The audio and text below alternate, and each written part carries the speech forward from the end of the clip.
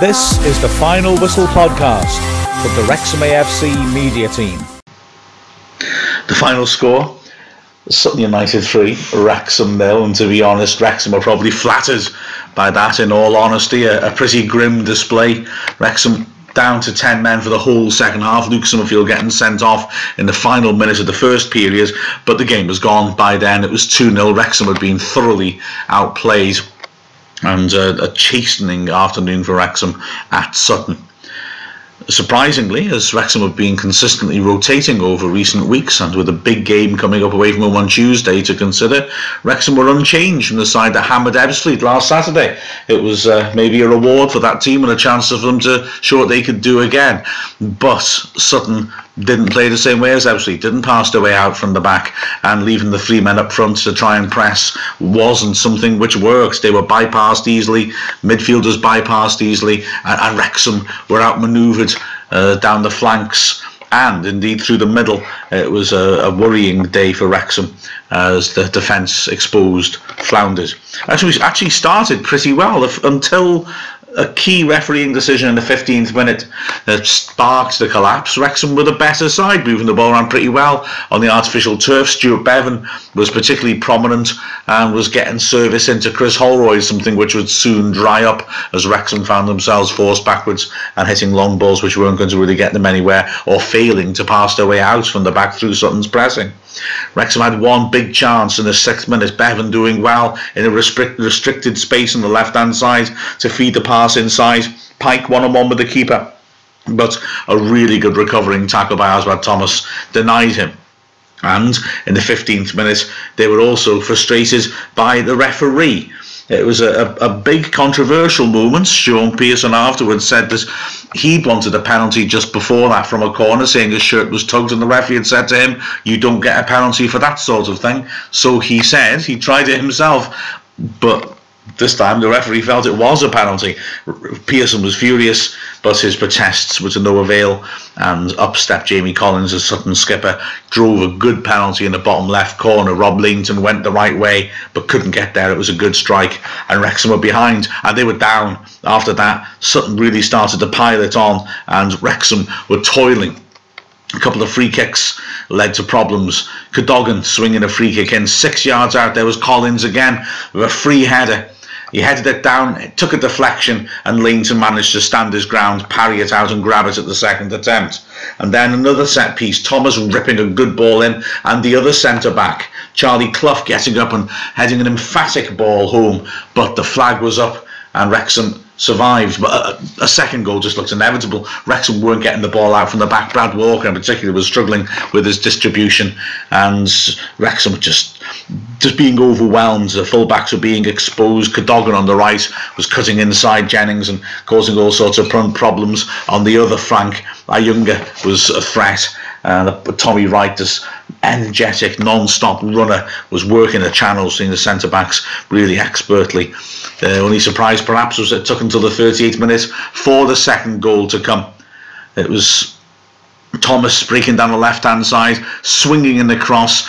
Cadogan was the target at the far post, but Pearson got there first. Pearson admitted afterwards he didn't realise Cadogan was there, trying to head the ball out sideways to safety. It hit Cadogan's body, and the striker was really sharp to react quickly and toe poke the ball home off the ricochet off his own body. Wrexham really reeling then, and there was a half-hearted shout for a penalty as well when Ayunga went shoulder to shoulder with Leamington, which rightly was ignored. The player didn't make too much of a fuss of it. And then in the last minute of the half, just when you felt Wrexham needed to just get in to half-time without shipping any further damage and to see what they could do, they were down to 10 men. Another decision which Wrexham weren't happy with.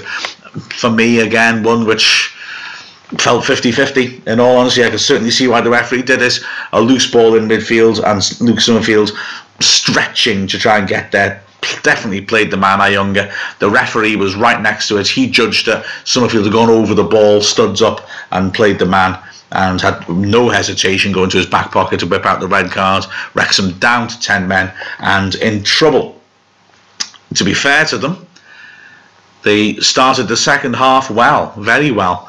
They basically altered matters by going a man light in midfield and asking Pike and Bevan to put an extra shift in, dropping back to make a 4-4-1. Wrexham didn't have the ball and getting up to try and make a front three when they did, and they played with genuine spirit for the first 6 minutes of the second half, and there was just a slight wonder whether they might be able to haul themselves back into it. That was crushed in the 51st minute when Sutton went 3 goals up. There was a ball in from the left-hand side into the area, headed clear. The right-back Dale Bennett was up on the edge of the area, and he was allowed all the time in the world to bring it down. It looked like an ideal position to shoot from, and it was surprising when he dallied on it and didn't. But he was allowed enough time to dally on it. Jennings came to him. Bennett burst round the outside of him, swung in across, and Eastwood, unmarked 6 yards out, headed it past the helpless Leighton, and it was 3-0, and now it was game over. Although fair play to Wrexham, they continued to fight hard and created a couple of little moments. Rutherford sweeping a free kick into the goal mouth. There was a scramble. Lawler 6 yards out, falling backwards, just couldn't get power on his shot. It was blocked and rolled out. Holroyd chasing it out of the 6-yard box, tried a shot on the turn, but it was weak, and that was also hacked away. And then a decent piece of play by Pike, played in on the right hand side, surrounded by Sutton players with nobody in support. He got his head down, ran to the edge of the area. He had no chance really, no option but to try a shot. He did. He pulled it wide, but again, full marks for effort, and you couldn't fault Wrexham in the second half for that. And you would frankly say that the second half performance with 10 men in the game dead was a little bit better than the first, although let's not kid ourselves too much. Just like Wrexham against Ebbsfleet last Saturday, Sutton had the game won and didn't have to put their foot down completely. And they did have opportunities. Sean Pearson, always so reliable, has a uncharacteristically off day. He gave the ball away on as a substitute. Balingua, who looked lively, laid the ball off neatly, and Eastwood from 25 yards hit a powerful shot which was always rising over the bar. Wrexham made substitutions to try and switch things around. Fondop went up front. I think probably they needed that sort of focal point, and he didn't do too badly either. Akil Wright came on for Walker, who, as I said, was having an unhappy game. Wright, he didn't really settle into the game at first, and just when he was starting to get into his role, as I'll explain in a moment, has a rather unexpected positional change forced upon him. And Luke Young on for Rutherford, who worked extremely hard as ever, really put a proper shift in. And Young was lively and neat in his distribution of the ball. The 3 substitutes actually combined as Wrexham tried to get consolation goals. We entered the last 10 minutes. Neat play by Young, feeding it down the line. Wright went driving forwards, helped it onto the overlapping Jennings, who whipped in across. Fondop 8 yards out, got it well, but couldn't keep his header down, put it just over the bar. Within a minute, Wrexham were in trouble down the other end. Pearson tackled by Cadogan by the corner flag. The ball was pulled back neatly to Bailey, 20 yards out. He struck the ball cleanly, looking for the top right corner, but Leighton got across and made a good parry, leaping high to push the ball clear. Within a minute, Wrexham were in further trouble. James Jennings going down hurt. He had to come off the pitch after a lengthy spell of treatment. Then he had a lengthy chat to Sam Ricketts while Wrexham carried on with 9 men and Akil Wright at left back. And after that negotiation, it was decided that Jennings, fair play to him, despite clearly being injured and unable to move properly, would come back on just to stop Wrexham dropping down to 9 men. All the subs were used by then, of course. Jennings just played as a defensive midfielder, sitting in front of the back 4 because his movement was restricted and he couldn't get anywhere else. Wright continued left back, and Wrexham just crossed their fingers, held on and hoped. And they did have to hope a little bit. Cadogan on the right hand side by the corner flag managed to drill across beyond Akil Wright. Dreenan, the substitute, 6 yards out back to goal. Span hit a powerful shot. Leighton again did well, making himself big, parrying with his chest. The ball span up in the air, and Pearson did well this time to get up and head the ball over his own bar for a corner. Then Balingua cutting in and striking a powerful shot from 25 yards, which looked on target, but it stuck his teammate Cadogan and bounced to safety. And in the 3rd minute of added time, a final attempt by Sutton to get the 4th goal, which I think, to be fair, their play deserved. It was a bit of a trick corner as Cadogan ran over, pretended he was going to take the corner, then ran away, but touched it and brought it into play. Wrexham switched off.